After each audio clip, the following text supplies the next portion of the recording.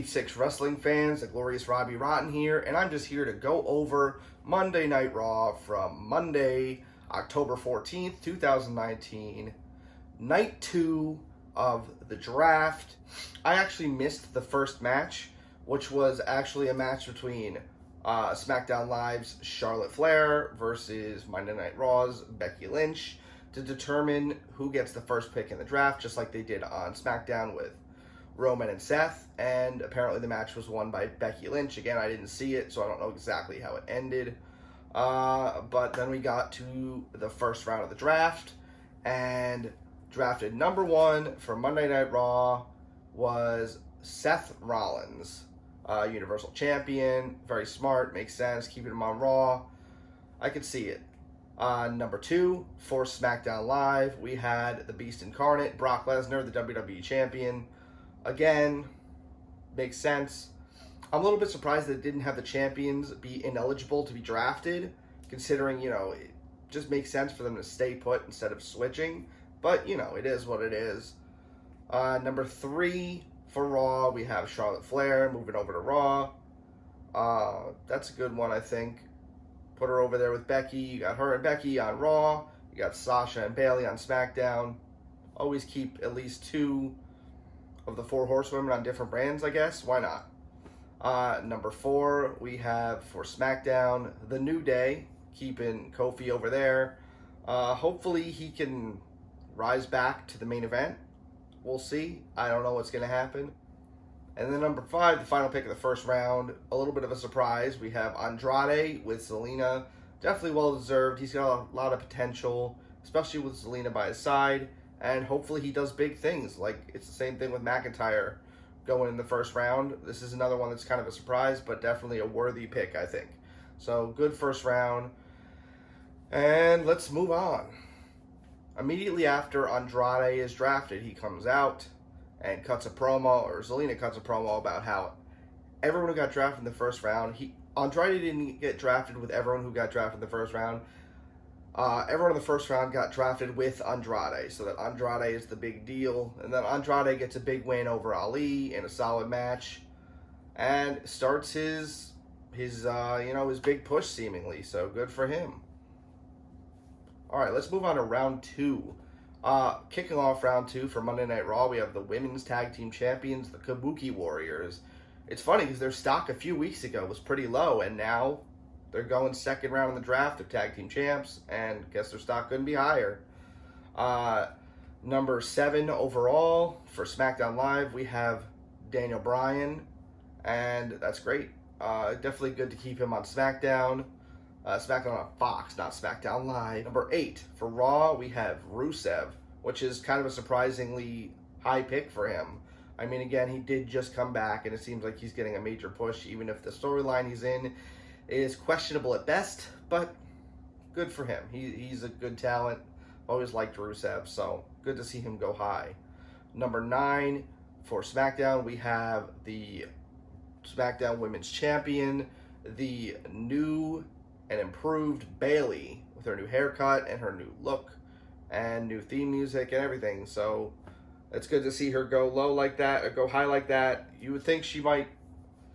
I think it's pretty good because the picks before her are all main event talent, so I don't think that's saying she's any lesser than those people, but good spot for her to get picked, I think. And then to close out the second round for Raw, we have Aleister Black going number 10. I really hope he gets a big push. The spot he's drafted seems to suggest that they have plans for him, but so far he hasn't really had that much going on, so we'll see. He's too big of a talent not to have big plans for, though, so hopefully we can follow through. Immediately after the second round, we had the Viking Raiders in their championship match against the tag team champions, who I now remember are Bobby Roode and Dolph Ziggler. And this was a really fun match, good back and forth, and the Viking Raiders finally captured the tag team championships for Raw, and the crowd went nuts for them. And finally, it seems like they're getting the booking that they definitely deserve. And I'd like to see just how well they keep doing going forward. They're definitely a really good team, and a team to watch, I think. Let us move on to round 3. To kick off round 3, Raw selects number 11 overall, Cedric Alexander. He's had a pretty good year, except for, the 7 or 8 matches in a row where he got beaten by AJ Styles for the U.S. title. But he's actually had a good run other than that, so it's good to see him go early. Number 12 overall for SmackDown, we have the Intercontinental Champion, Shinsuke Nakamura. He hasn't really had a lot of momentum lately, but his pairing with Sami Zayn's been pretty good. Actually, Sami Zayn wasn't mentioned at all in this draft, so I wonder if that includes him together with Shinsuke, so who knows. Number 13 overall was a shocker for me. I've actually never even seen this guy wrestle. Humberto Carrillo. Just Pat raves about this guy, so apparently he's good, but I don't know. I'm surprised he went this early to begin with, so I don't know. Number 14 for SmackDown, we have Ali, who we saw earlier in the broadcast get beaten by Andrade in a hard-fought match. And Ali's stock has plummeted a little bit, but I still think he could recover. He's a great superstar, very talented in the ring. He's pretty good on the mic, too. So I think he'll be fine. And I think SmackDown's a show for him. Number 15, we have Eric Rowan, who has had a resurgence of late. And we'll see if he can keep going. He did not get pinned in the match against Roman Reigns and Daniel Bryan at Hell in a Cell. So maybe he's going to keep some of his momentum and keep going. We will see. Immediately after round 3, there was a squash match where Alistair absolutely murdered Eric Young and tapped him out with a new submission move.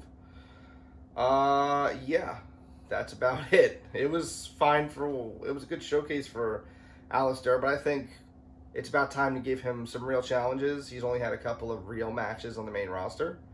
Well, real singles matches. He's had some great tag team matches when he was with Ricochet, but let's give him some singles matches. Let's really let him shine. Let him beat some people that matter. I haven't seen Eric Young since he was getting destroyed by The Miz, So, come on. Or maybe when he was getting killed by Seth Rollins with a chair. I don't know. Regardless, give him something that matters. Come on. He's too talented for this. Round 4. Kicking it off for Monday Night Raw with Buddy Murphy, the best kept secret, they kept saying is no longer a secret. He's really good, so, you can't say anything about that. It's a good pick for Raw. He went a little lower than I would have thought. He'd be swapped with maybe like Humberto Carrillo or somebody like that I've never heard of, but whatever. He still gets a pretty prominent pick. At least he's picked on the TV broadcast, unlike some other people. Number 17 overall for SmackDown, we have the former Raw Tag Team Champions who are surprisingly staying together, Dolph Ziggler and Dolph Ziggler and Robert Roode, who are staying together as a tag team. I was a little surprised by that, but I actually think they worked pretty well as a tag team. Both really talented in-ring workers, very charismatic, so it works for me. I guess don't fix what's not broken? Sure. Number 18, we have the modern-day Maharaja going for Raw in Jinder Mahal. I was shocked he went this high. He went over a lot of names that he definitely should not have gone over. Like, so far, names that have not been picked yet. King Corbin, Elias, The Miz, Shorty Gable, Samoa Joe. That's baffling to me, but sure, why not? Yeah. So that's a thing. And then number 19 for SmackDown, we have Carmella, who, yeah, that's a good pick. She's definitely gotten a lot better since she's come to the main roster, and she's become a really well-rounded member of the women's division.